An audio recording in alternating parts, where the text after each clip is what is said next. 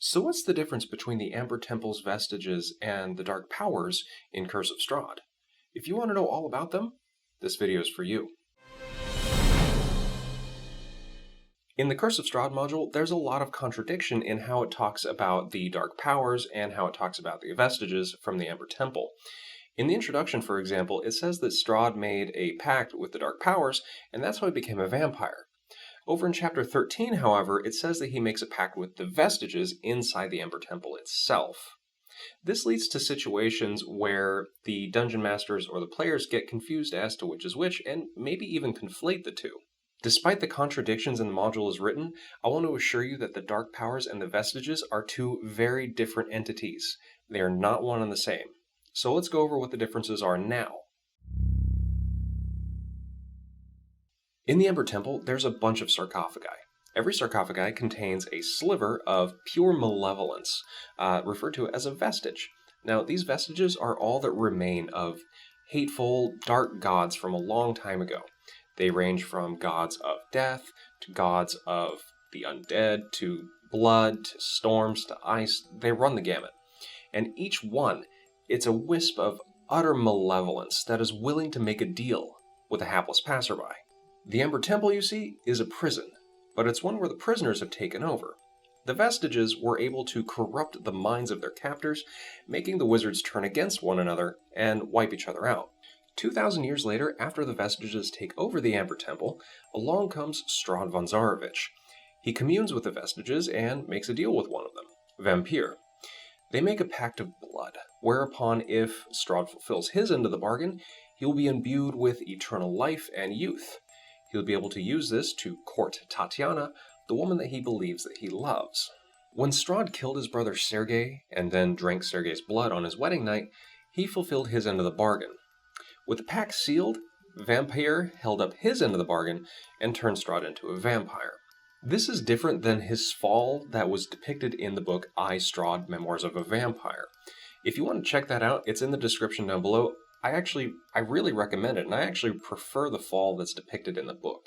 However, Strahd and Vampire weren't the only two entities at work here.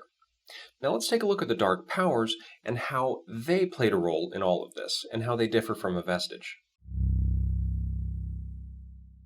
The Dark Powers aren't really beings in a classical sense. They don't have names, there's no defined numbers, they don't have any defined powers, and they don't exist on any known plane of existence. The creators of the lore kept the Dark Powers nebulous on purpose. It surrounds them with an air of mystery and, well, dread. In the moment that Strahd fulfilled his end of the bargain with the Vestige Vampire, the Dark Powers saw an opportunity to gain a new plaything. They spirited away the land of Barovia from the material plane to the demi-plane of dread.